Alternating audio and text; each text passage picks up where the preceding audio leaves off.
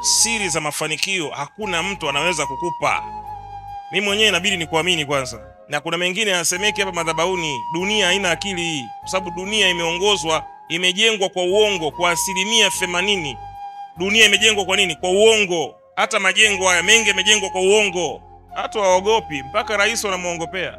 Mheshimiwa Rais hapa imegharimu bilioni 7. Kumbe jengo milioni 800 tu. Kwa dunia inajengwa hadi majengo yamejengwa kwa uongo.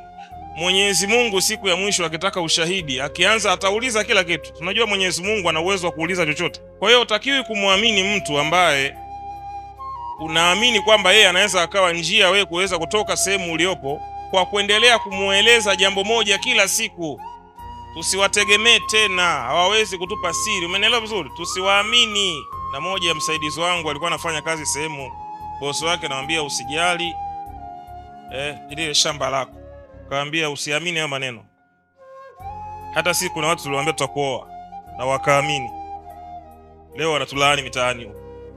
Akwambie hili shamba lako, akupe hati. Si ni kweli? Si ni kweli?